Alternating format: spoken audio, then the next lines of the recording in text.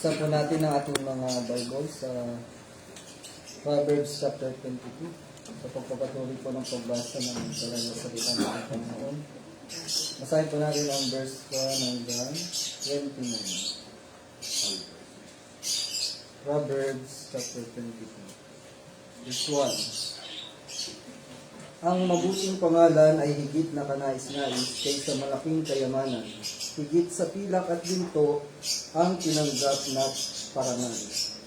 Sa bagay na ito ay pareho ang mayaman at mahirap. Ang Panginoon ang may likha sa kanilang lahat. Ang maingat na tao ay nakikita ang panganib at nangangandong siya. Ngunit ang mangmang na tao ay walang pinapansin kaya nagdurusa. Ang pagkatakot sa Panginoon at kababaan ay nagbubunga ng kayamanan, karangalan at buhay. Sa mga daan ng masasama, mga tinik at patibong ay nagdipa na. Ngunit ang nag-iingat sa kanyang kaluluwa ay lumalayo sa mga ito. Turuan mo ang bata sa daan na dapat niyang lakaran at kung tumanda siya, hindi niya ito ihiwalayan. Ang mahihirap ay pinamamahalaan ng mayaman at ang mangungutang ay alipin ng nagpapahiram. Ang nag-aasik ng kasamaan ay nag-aani ng kaguluhan at mawawasak ang pamalo ng kanyang kagalitan. Ang mabait na tao ay pagpapalain sapagkat hinahatian niya ang mga dukha ng kanyang pagkain. Palayasin mo ang nanlilibak at mawawala ang alitan. Ang away at paghamak ay mawawakasan. Siyang umiibig sa pusong dalisay at ang pangungusap ay kaaya-aya, pati na ang hari magiging kaibigan niya. Ang paningin ng Panginoon ay nakatuon sa kaalaman, ngunit binibigo niya ang mga salita ng mga taong di tapat. Sinasabi ng tamad, mayroong isang leon sa labas, o papatayin ako sa mga lansangan. Ang bibig ng babae nangangalunya ay isang malalim na balon. Mahuhulog dito ang nasa ilalim ng puot ng Panginoon. Ang kahangalan ang nakabalot sa puso ng isang sanggol, ngunit may lalayo siya rito sa pamamagitan ng pagtutuwid. Ang nagpapahirap sa mga dukha upang magpalago ng kayamanan at ang nagbibigay ng mga regalo sa mayaman ay parehong maghihirap sa buhay. Pakinggan ninyo at unawain ang mga sinasabi ng pantas. Gamitin ninyo ang inyong puso sa mga bagay na itinuturo ko sa inyo. Sapagkat kasiyasiya kung iingatan ninyo ito sa inyong puso at handa upang bigkasin ang inyong mga labi. Upang inyong pagtitiwalay mapasa Panginoon, tinuturuan ko kayo ngayon maging ikaw. Hindi ba't sumulat na ako ng 30 salawikain para sa iyo? Mga salawikain ng pagpapayo at kaalaman. Nagtuturo ng mga salitang totoo at maaasahan upang makapagbigay ka ng mga sagot na mainam sa kanya nga nasugo sa iyo. Huwag ninyong pagsamantalahan ang mga dukha, pagkat sila'y dukha, at huwag ninyong pahirapan sa hukuman ang mga maralita, pagkat ang Panginoon ang hawak ng kanilang usapin at sasamsama niya ang mga mananamsam sa kanila. Huwag kayong makipagkaibigan sa taong ang damdamin mainit. Huwag kayong makisama sa taong madaling magalit. Baka malaman mo ang kanyang mga daan at ikaw mismo ang masilo. Huwag kang tutulad sa taong nagtataas sa kamay bilang pangako o naglalagay ng garantya sa mga pagkakautang. Pagkat kung wala kang paraang makabayad, pati higaan mo ay kukunin sa iyo. Huwag mong babaguhin ang muhon na matagal nang nakalagay na itinayo pa ng iyong mga magulang. Verse 29, nakakakita ka ba ng taong dalubhasa sa kanyang gawain? Siya ay maglilingkod sa harapan ng mga hari at di sa mga taong hindi kilala. At wala yung pagbasa sa mga salita natin Panginoon. Bumako naman po tayo sa pagbibigay natin ng kahit sa inyo.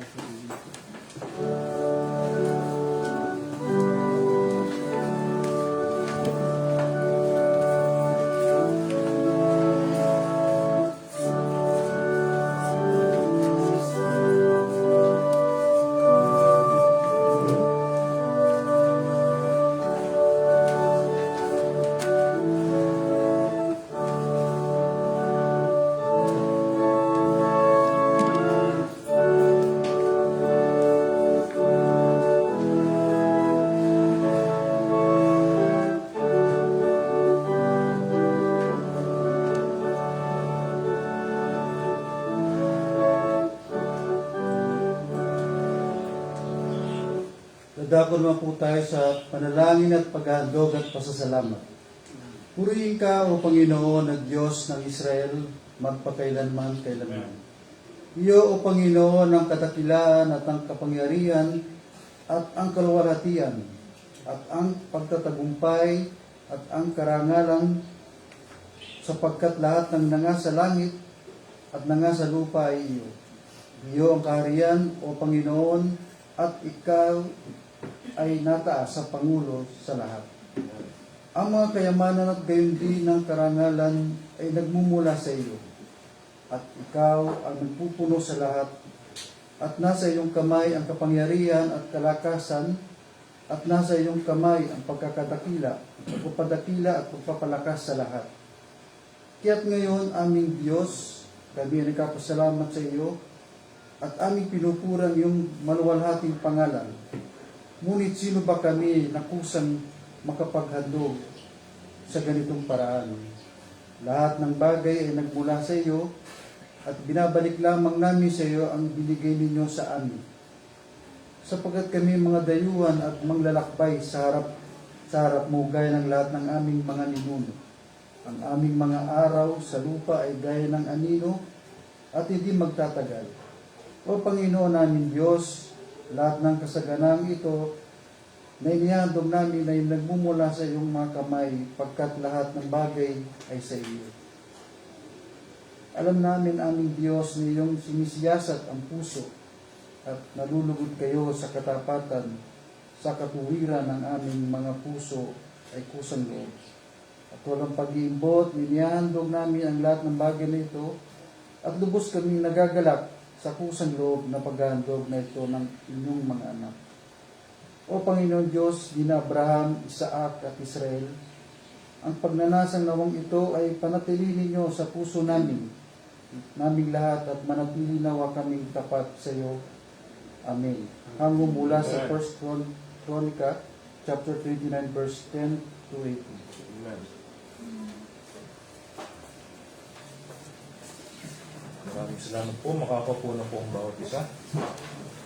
At bago po tayo dumako sa pakikinig ng pangangaral ng salita ng Diyos, umawit po tayo para po sa ating huling awitin.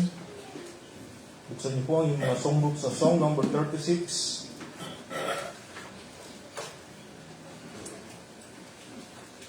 Song number 36, Fairest Lord Jesus.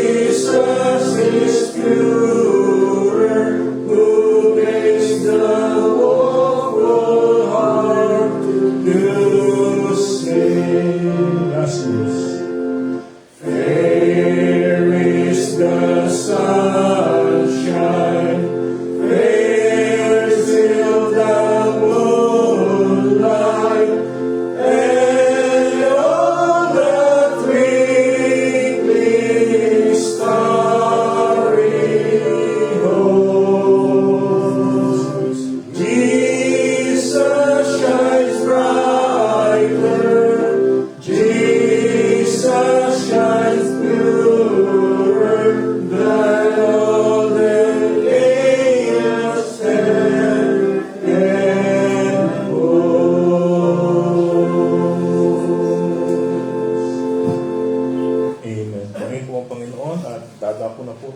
pakikinig ng pangangaral ng salita ng Diyos. Tawagin na po natin ang ating pong pastor.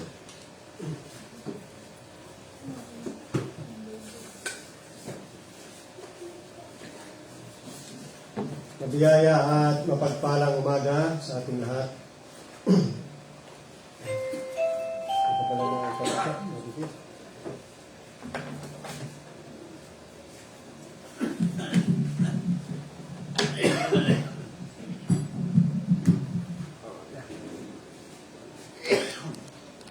Alright. Nakakapagtang panahon ngayon, no? Parang bumalik yung December. Ang lamig. Pero alam nyo, dapat ma-appreciate po natin ang mga kapatid. Ako, tinuturing ko yung pagpapala ng Panginoon sa atin. Kasi middle of ano na eh, March. Okay. Glad to see you. Dapat mainit na eh, di ba? Pero malamig pa rin. Di ba blessing yon mga kapatid? Sino sa inyo ang na-appreciate yan at pinagpapasalamat yan sa Panginoon? Dapat tayo ay magpuri at magpasalamat sa Panginoon dahil pinagiginhawa niya ang ating mga pakiramdam. Sarap matulog, ano? At hindi mainit. Ang alam ko, pagka March, April, mainit na yan eh. Pero kalagitnaan na ng March, malamig pa rin. Blessing yan. Pasalamat tayo sa Panginoon. Appreciate natin ang mga ginagawa ng Diyos na kabutihan para sa ating buhay. Pagising sa umaga, purihin natin ang Panginoon, magpasalamat tayo, luwalhati natin siya.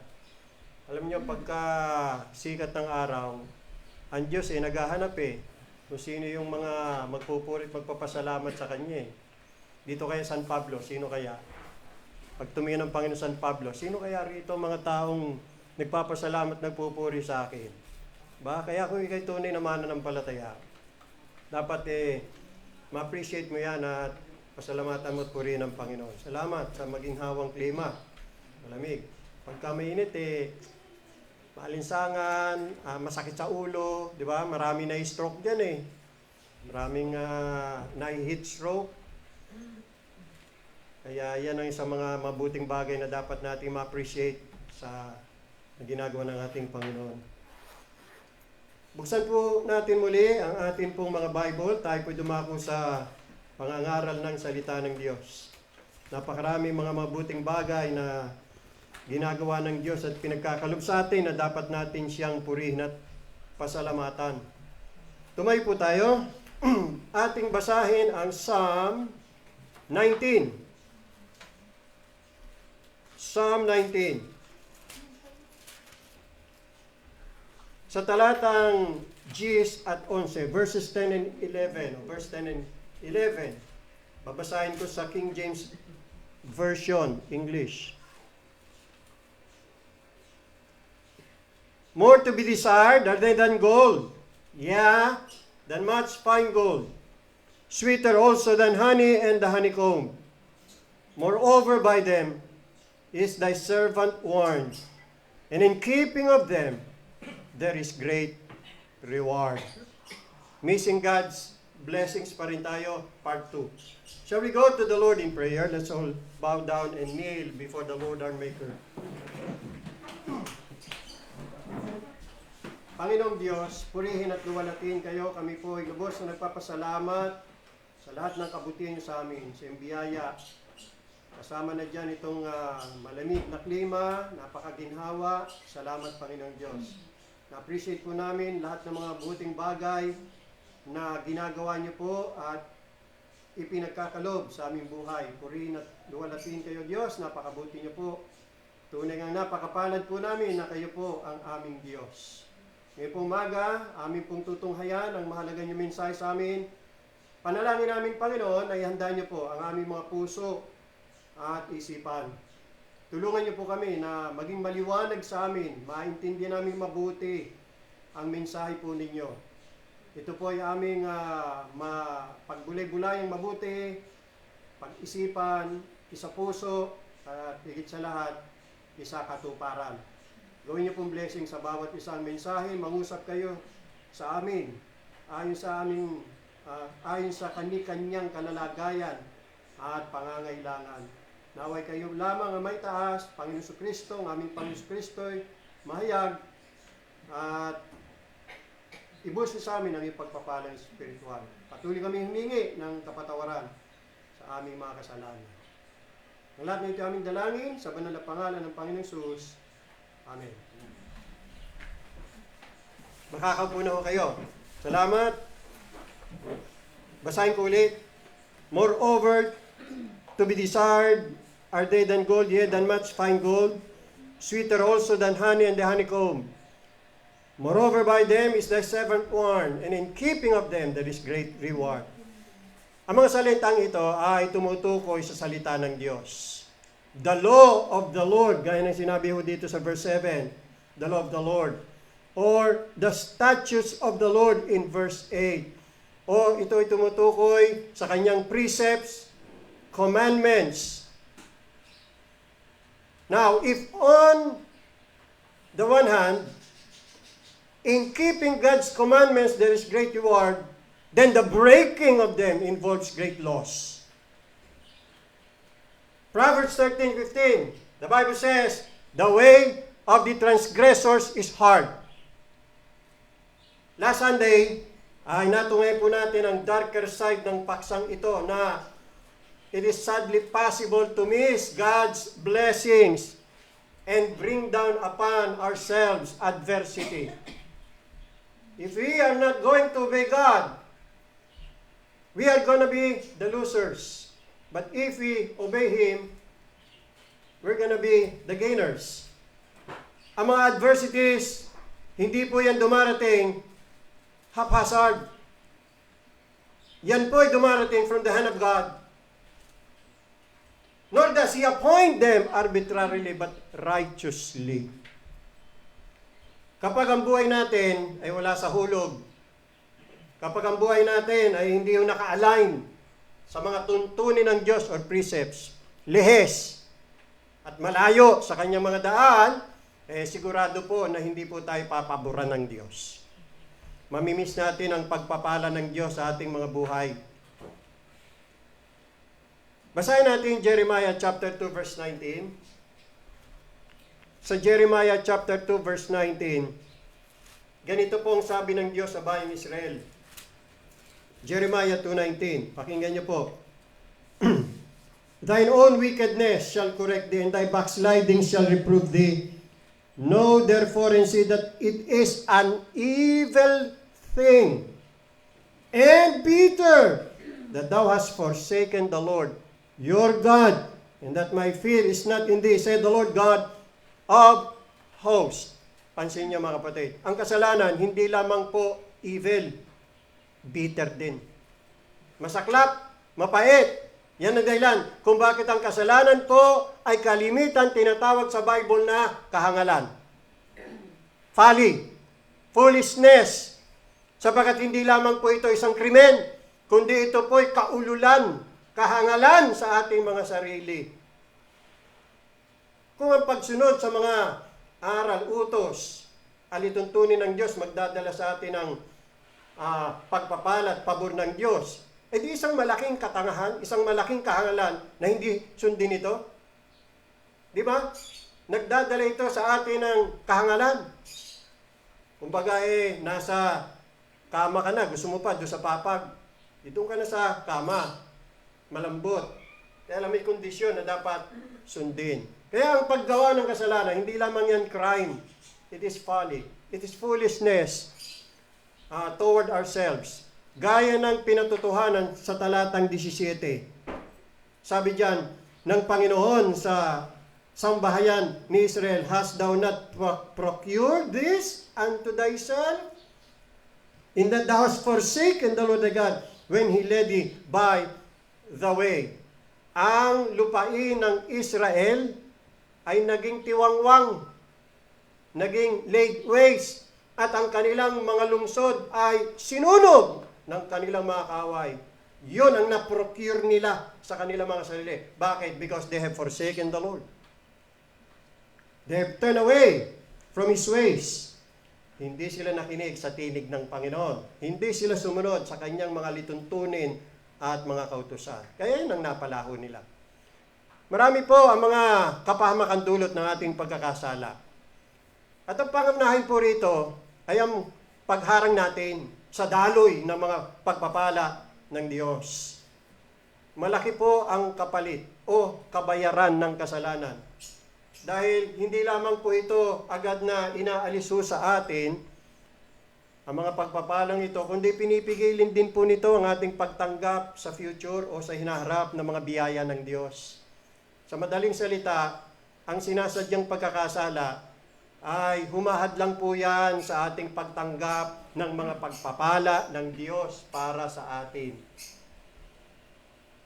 Mula sa pangkalatang prinsipyo na atin pong tinunghayan nung nakarang linggo, tutunghayan po natin ngayong umaga ang ilan sa mga specific examples ng katotohanan ito. Saang mga area na posibleng makaligtaan natin o ma-miss ang mga pagpapala ng Diyos. Una, we miss God's blessings in our home. Sa atin hong mga tahanan. Nakakalungkot na posible para sa mga Kristiyano na makaligtaan ang mga pagpapala ng Diyos dahil sa kanilang failure in their home life. Failure in their home life. Ito po ay makikita po natin mula sa 1 Peter chapter 3 verse 7. Tingnan po natin ang payo ni Apostol Pedro para sa mag-asawa. Husband and wife. Hello? Husband and wife.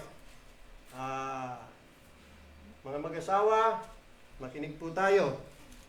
Doon naman sa wala pang asawa at balak mag-asawa, makinig ka rin. Para mapaghandaan mo. 1 Peter chapter 3 verse 7. 1 Peter chapter 3 verse 7. Ito po ang payo ni Apostol Pedro para sa mga mag-asawa at doon po sa mag-aasawa pa lang. Ganito po sabi, in like manner, ye husbands, dwell with them. Sino in them? E di mga asawa nilang babae. According to knowledge, giving honor unto the wife as unto the weaker vessel, and as being heirs together of the grace of life. Look at this. That your prayers be not hindered. That your prayers be not hindered. Incidentally, ang talatang ito ay nagtuturo po, nagpapahiwatig ng family worship. Tama? The husband and the wife praying together. You see?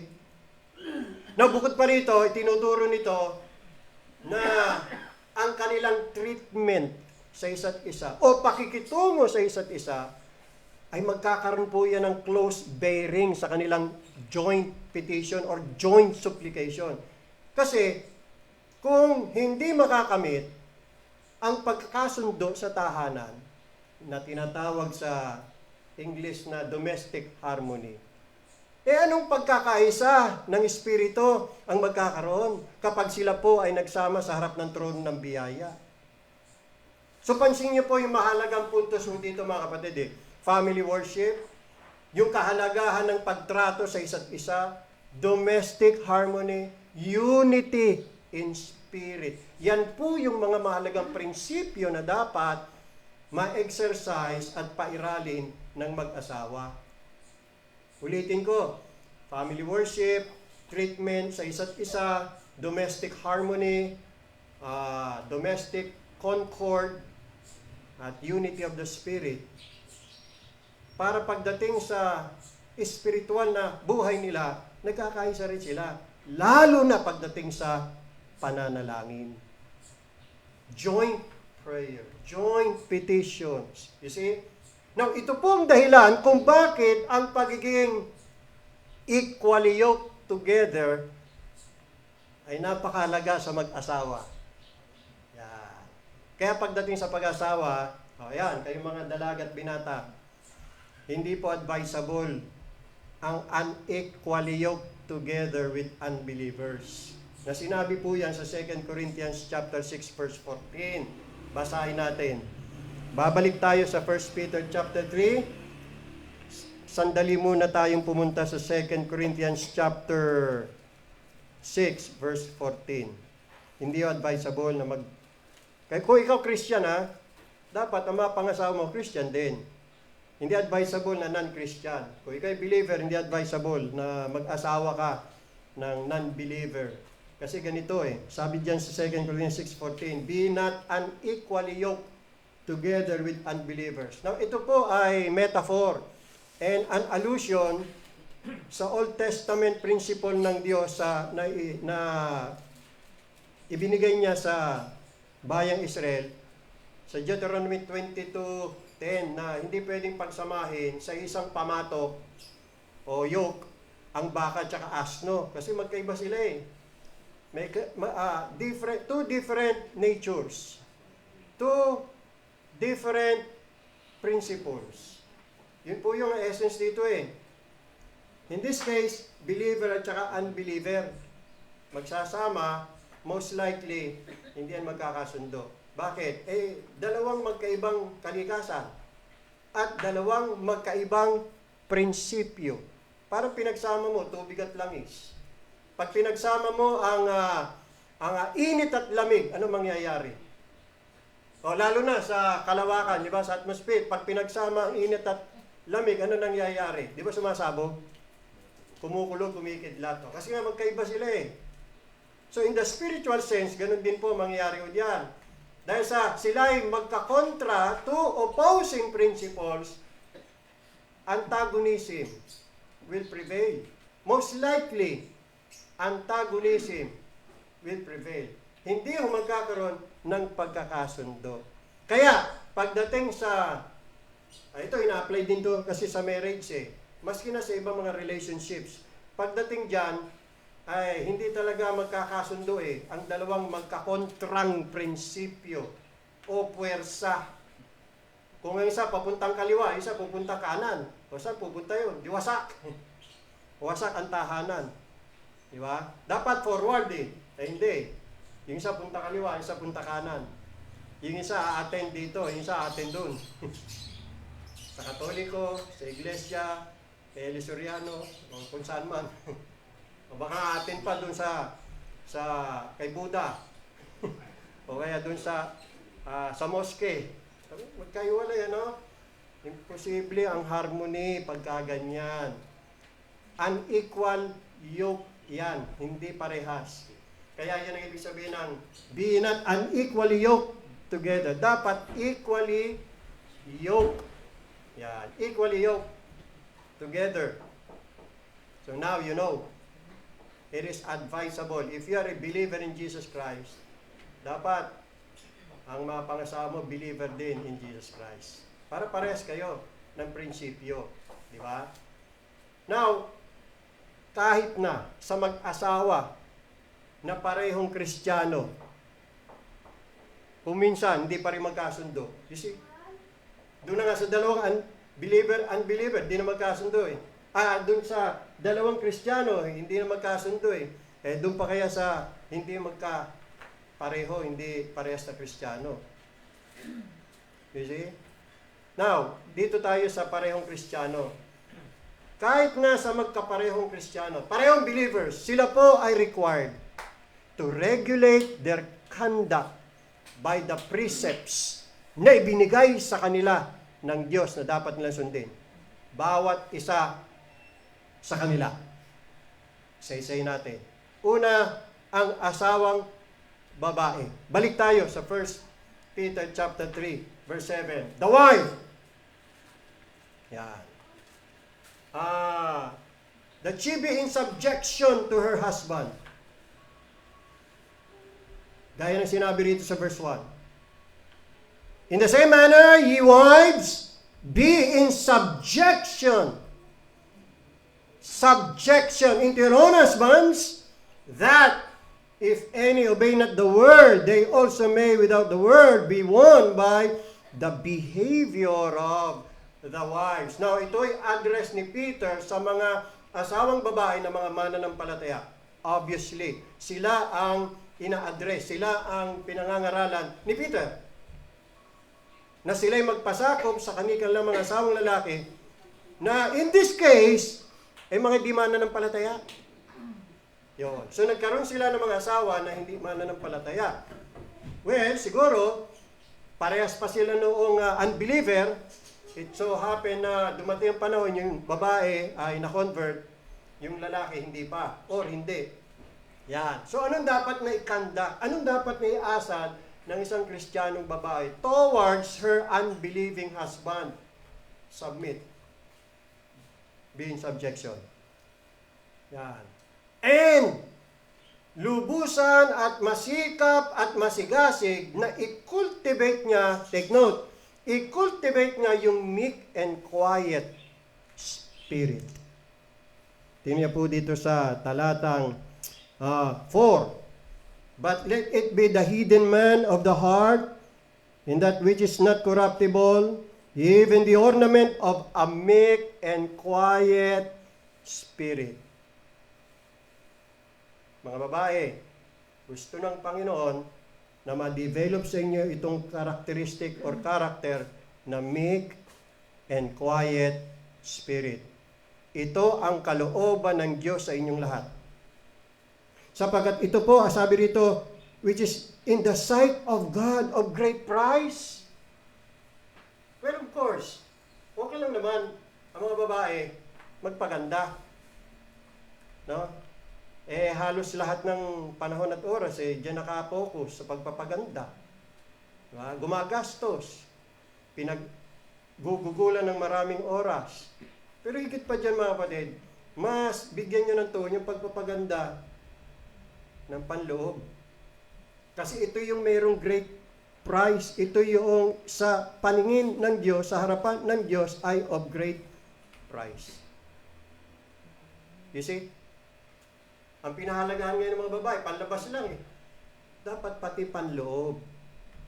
Ito importante oh. Dito nalulugod ang Diyos. Kita niyo na. Pag may meek and quiet spirit. Yan. Ano sa Tagalog? Maamo. Maamo at banayad.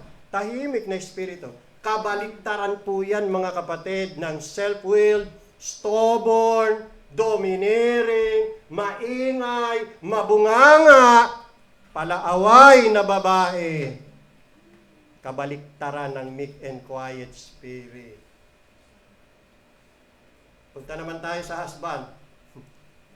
Sa husband naman, sabi naman dito sa 7, in like manner, ye husbands, dwell with them, according to knowledge, giving honor unto the wife as unto the weaker vessel, and as being heirs together of the grace of life, that your prayers be not hindered. Ito, ang tungkulin ng asawang lalaki, sinusunod niya mga utos na ibinigay dito. Give honor sa kanyang asawang babae, ituring niya bilang weaker vessel. Ibig sabihin, yung superior strength, yung lakas ng lalaki, dapat ma-engage po yan para sa depensa at kapakanan ng kanyang asawang babae. Yung po bang pagbibigay ng lahat ng posibleng tulong para po mapagaan ang kanyang mga pasanin.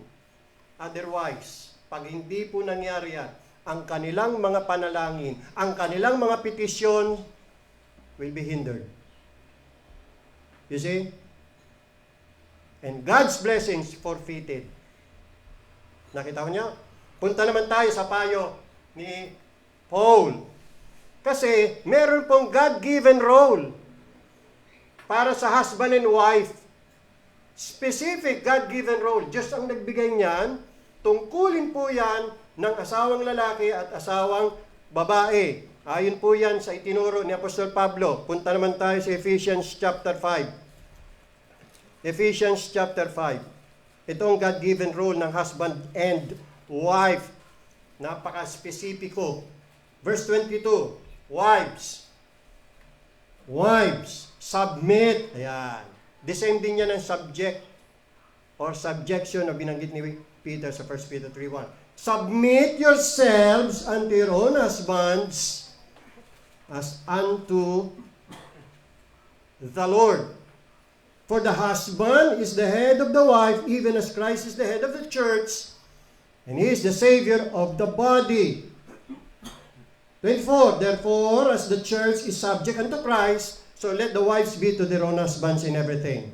Husbands, verse 25, love your wives, even as Christ also loved the church and gave himself for it, that he might sanctify and cleanse it with the washing of water by the word, that he might present it to himself a glorious church, not having spot or wrinkle or any such thing, but that it should be holy and without blemish. So, ought men to love their wives as their own bodies. He that loveth his wife loveth himself. For no man ever yet hated his own flesh, but nourisheth and cherisheth, even as the Lord the church. For we are members of his body, of his flesh, and of his bones.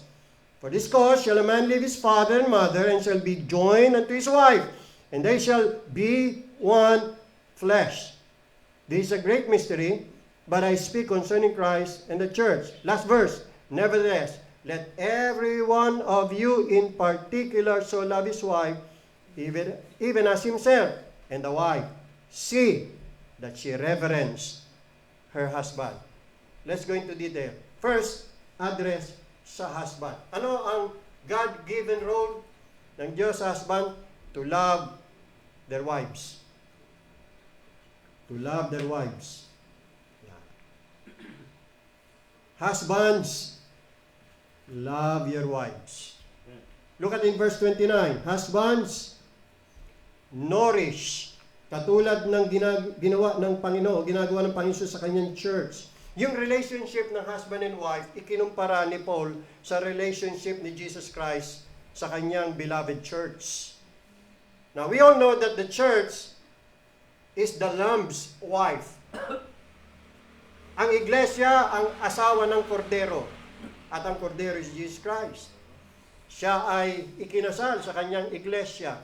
Minahal ng Panginoon ang kanyang church. Now, sabi ni Paul, kung paanong minahal ng Panginoon ang kanyang iglesia, dapat ang mga husbands, ganun din, mahalin nila ang kanilang mga asawang babae. Ganun ang degree.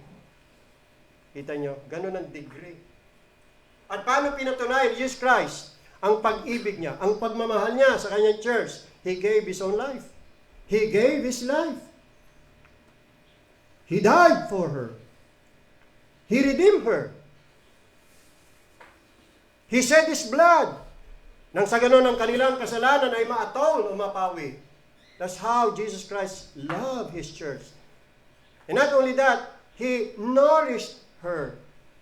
He cherished her, as it is said in verse 29. For no man ever yet hated his own flesh, but nourisheth and cherisheth it, even as the Lord the church. Now, the word nourish means to promote the growth. Ipopromote niya yung paglago, yung kapakanan, maintain, support. Kaya nga po ang mga asawang lalaki, dapat sila ay good provider. Good provider. Tutulungan, itataguyod, ipopromote, susuportahan ang kanyang asawang babae.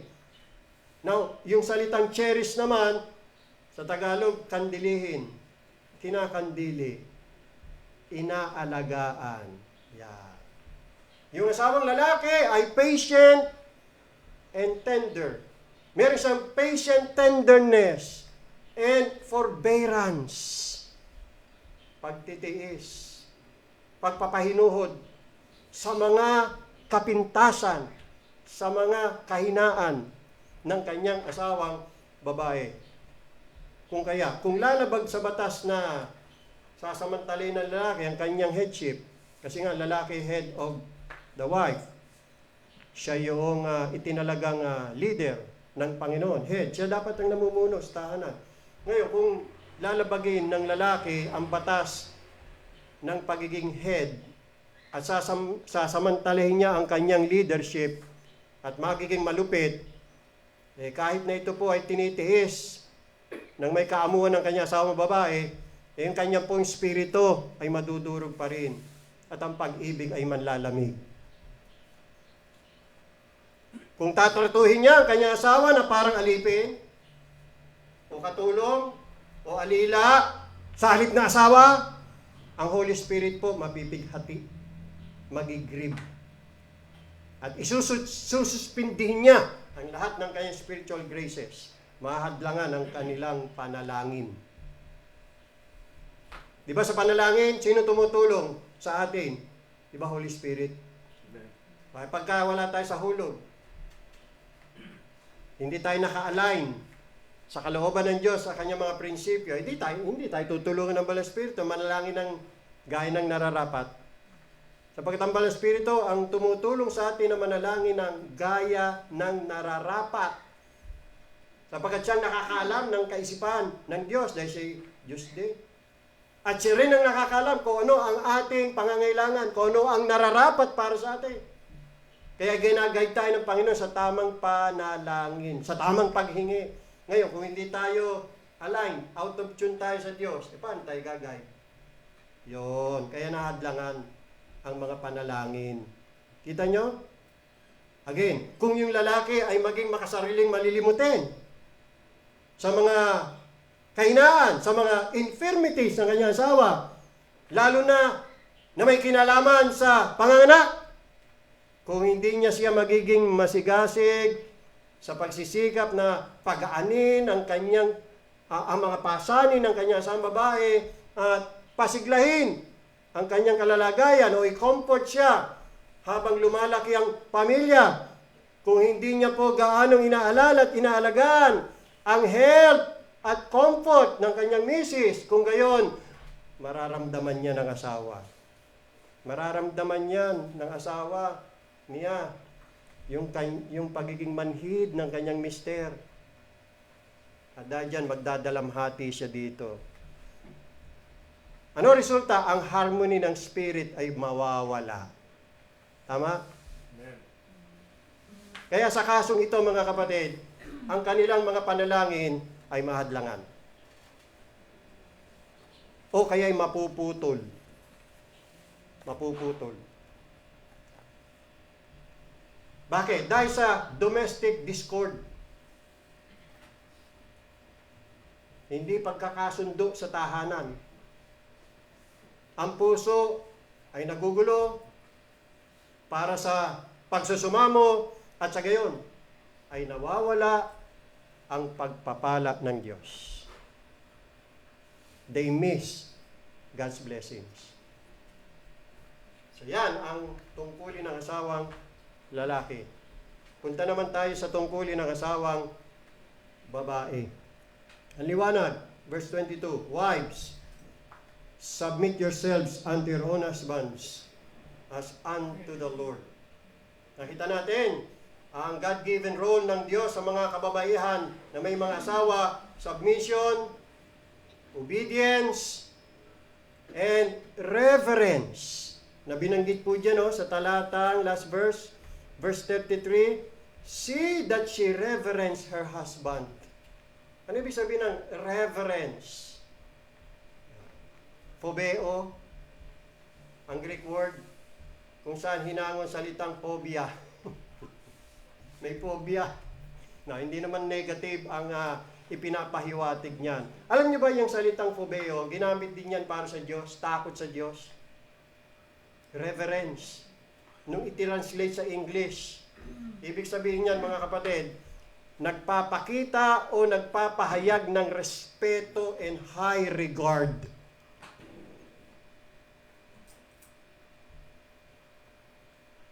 Ang asawang babae, mataas ang respeto niya sa kanyang asawang lalaki.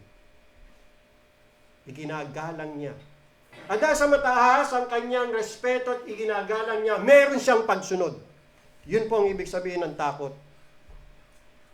Reverential trust with hatred of evil. Parehas na takot na dapat iukol sa Panginoon. Yun din yung takot na iukol sa asawang lalaki. Hindi sa natatakot siya na baka siya ay umbagin. Siguro kasama na rin doon yun. Pag talaga matigas ang ulo umbagin talaga. Tigas ang ulo Hindi ganoon. Kundi dahil nga sa high meron siyang high regard, mataas ang respeto niya, ginagalang niya, kaya niya sinusunod. Kapag ang wife naman ay nagrebelde, laban sa posisyon na inilagay sa kanya ng Diyos, which is submission, at tumangging kilalanin ng kanyang asawa bilang kanyang head at Lord. Yes, you heard me right. Panginoon. Ha? Nasa Bible ba yan? Asawa, kikilalaning Panginoon. Di ba sila ang Panginoon? One Lord. Eh bakit si Sarah? Tinawag niya si Abraham na kanyang Lord. Saan yun, Pastor? Saan yun? 1 Peter, balik tayo. 1 Peter chapter 3. Tingnan niyo dito sa talatang 6. Balik tayo, 1 Peter 3:6. Even as Sarah obeyed Abraham, calling him Lord. Maliwanag? Panginoon niya. Eh di ba nga ang Panginoon siya yung Panginoon ng mga Panginoon? May mga Panginoon din. Kaya lang si Jesus Christ yung Panginoon ng mga Panginoon. Kaya yung husband, Lord. Ngayon, kapag ang asawang babae, nag-ala Gabriela silang tutol siya na ilagay ang kanyang sarili sa posisyon na dooy pinagkalagyan siya ng Diyos at tumangging kilalanin ng kanyang asawang lalaki bilang kanyang head at Lord sa pamagitan ng pagsunod sa kanya sa lahat ng bagay na hindi naman sumasalungat sa mga batas ng Diyos, then magkakaroon ng friction at strife sa pagitan nilang dalawa.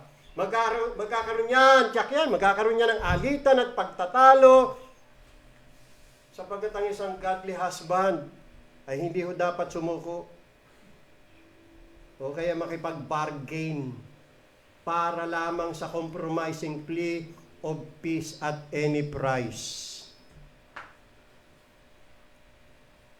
Hindi yun ang kalooban ng Diyos. Kasi nangyayari ngayon para lang matahimik. Para hindi na magkagulo. Yung mister magbibigay o magigibin. That's wrong.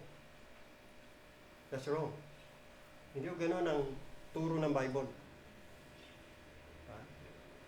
Ano gagawin, Pastor? Umbagi na. Wala din naman sinabing gano'n. Siyempre, pairalin pa rin. Ituturo pa rin yung prinsipyo ng Biblia. Aminin nyo, mga babae, talagang isa sa mga katangian ng pagiging weaker vessel ninyo, yung tantrums. Diba? Pag wala na sa mood. Nagwawala na. Ayun, mahirap Ano yun? Excuse ba yun? Wala excuse pagdating sa batas ng Diyos. Diba? Unawain siya. Siyempre, dapat ang asawang lalaki, dahil mahal niya, inuunawa niya. Pero hindi naman palaging ganun lang pagbibigyan. Para lang sa kapayapaan. Yun ang sinasabi ko, mga kapatid. Na yung godly husband, hindi naman dapat sumuko o kaya makipag-bargain para lang sa compromising plea of peace at any price or at any cost. Ngayon, kapag ang divine requirements ay natugunan ng mag-asawa, maaari po nilang isamo yung pangako na sinabi ng Panginoon doon sa Matthew chapter 18, verse 19. Ano po yun? May pangako po dyan. Tingnan niyo po. Matthew chapter 18, verse 19. So punta na tayo sa prayer ng mag-asawa. Prayer life nila. Pagka mag-asawa, merong unity of spirit, domestic harmony, magandang treatment nila sa isa't isa. Pagdating sa kanilang prayer life, joint petition, joint supplication, joint prayer, pwede nilang isamo ito o umapil sa promise na ito. Ano yung promise? Ang ganda ng promise dito. Matthew chapter 18, verse 19. Basahin ko. And I say unto you, si Jesus Christ po ang nagsasabi, At sinasabi niya sa atin, and I say unto you that if two of you, husband and wife, shall agree on earth as touching anything that they shall ask, it shall be done for them by my Father who is in heaven. Now, alam ko mga kapatid na ang kontekstong ito ay church discipline. Ito ay may kinalaman sa iglesia na magdidesisyon kung anong gagawin sa isang kapatid na matigas ang ulo, ayaw sumunod. So sabi ni Jesus Christ, pag ganyan ang kaso, dalhin nyo na sa church at pagdidesisyonan niya ng church. At kung may 2 o 3 na nagkatipon sa aking pangalan, naroon ako sa kalang kalagitnaan. At anuman ang kanilang mapagkayarihan, anuman ang kanilang mapagkasunduan, it shall be done. Kumbaga, anuman ang naging pasya ng iglesia dito sa lupa, yun din ang magiging pasya dun sa langit. Ang kinalagan dito sa iglesia sa lupa, kakalagin din doon. Ang itinali dito ng iglesia, itatali din doon. Pero yung prinsipyo, pwede rin natin apply sa mag-asawa. Dahil po doon sa salitang agree. Yan. If two of you shall agree, take note of that, on earth as touching anything that they shall ask, prayer po yan eh. It shall be done for them of my Father which is in heaven. Ito yung agreement na higit pa sa verbal agreement o mental agreement. This is spiritual agreement. Alam niyo ba yung Greek word nito? Yung agree, symphoneo. Yan ang Greek word eh. Na doon hinango ang salitang symphony. Yan. Symphoneo. Hindi yung sumpungin. Ha? Symphoneo. Dahil kasi sumpong eh. Symphoneo, hindi sumpungin. Sumpunginoo. Symphoneo, symphony. And literally signifies to sound together. To sound together. Kaya nga, symphony. Dalawang magkaibang nota, dalawang magkaibang instrumento, pero merong harmony. There is a harmonious sound. Kita niyo kahalagahan ng pagkakasundo palagi ng mag-asawa. Importante yan. It means to be harmonious. It means to agree together. Kung kaya, sa tahanan, dapat mayroong oneness of heart. Dapat merong unity of spirit. Dapat merong concord of soul para mag-agree ang dalawang Kristiyano sa harap ng trono ng biyaya ng Diyos. Nang sa ganon, ang kanilang joint petitions, joint requests ay maging harmonious at melodious sa Panginoon. Isang musika, hindi nakatutulig na ingay, kundi isang musika isang musika sa pandinig ng kanilang Ama sa langit. Kapag ka ang espiritual na kwerdas ng isang Christian husband at Christian wife ay nag-vibrate ng sabay sa harap ng altar ng pamilya. Pero ito po ay matatamo mga kapatid. Matatamo lamang po ito kapag kapwa sila umaasal bilang, sabi ni Peter, heirs together of the grace of life. Magkasamang tagapagmana ng biyaya ng buhay. Ang kanilang buhay sa tahanan ay inaayos ng salita ng Diyos. Lahat ng bagay na ginagawa nila sa loob ng kanilang tahanan ay para sa kaluwalhatian ng Diyos. Yan. Yung asawang babae ay umaasal ng katulad sa hinihingi sa iglesia bilang asawa ng kordero. Yun namang asawang lalaki naman, tinatrato niya ang kanyang asawang babae gaya ng pagtrato ni Kristo sa kanyang iglesia. Minamahal at kinakandili. So yan ang dahilan mga kapatid kung bakit kadalasan sa ating mga tahanan, we greatly miss the blessings of God because there is no unity, there is no concord, there is no harmony in the home. And the reason why, because we fail. We fail to follow God's design para sa mag-asawa. How I wish, no, na alam ko mga kapatid, sa aminin man natin, hindi, guilty tayo lahat dyan. Nung pinag-aaralan ko to, at ipinaunawa sa akin ng Panginoon, masabi ko talaga na napakalayo natin. We fall short sa pamantayan ng Diyos. And learning this, knowing this, nais ko na sa ating mga tahanan ay ma-enjoy natin ang blessing ng Panginoon. At ngayon, tinuturo sa atin ng Panginoon kung paano. Kapag ka nagkakaroon ng strife and conflict sa pagitan ng mag-asawa, simple lang naman ang gagawin eh. Balik tayo sa Word of God. Basahin natin kung ano yung gusto ng Panginoon para sa isang asawang lalaki na dapat niyang gawin. At basahin din kung ano yung gusto ng Panginoon sa isang asawang babae na dapat niyang gawin. Gawin lang naman yun. Sa babae, submission, obedience, reverence sa kanyang asawang lalaki. Sa lalaki naman, mahalin niya, unawain niya, kandilin niya, alagaan niya. Yan, hindi niya pababayaan.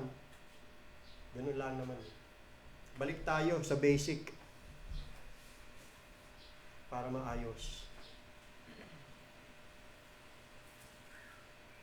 Nang sa ganun, bumalik yung pabor ng Diyos sa ating sambayan. Ang aking panalangin talaga sana makaabot tayo sa pamantayan ng Panginoon. How I wish sa ating mga tahanan ay ma-enjoy natin yung blessing na gusto ng Panginoon ibigay niya sa ating pamilya. Kaya alam, may kondisyon ho yan. Susunod lang tayo sa panuntunan, pamantayan, sa katuruan, sa mga kautusan ng Panginoon. Lagi natin tatandaan mga kapatid na tayo palagi ang panalo sa kabanalan. At tayo palagi ang talo sa kasalanan. Tayo palagi ang lugi sa pagsuway. At tayo palagi ang tagumpay sa pagsunod. Susunod, tutunghayan natin ang pagkaligta o nakakaligtaan o namimiss ang blessing ng Diyos pagdating sa church. May God bless the message sa ating pong mga puso. Tayo po'y manalangin. Panalangin natin ang ating mga pamilya, panalangin natin ang ating sambahayan.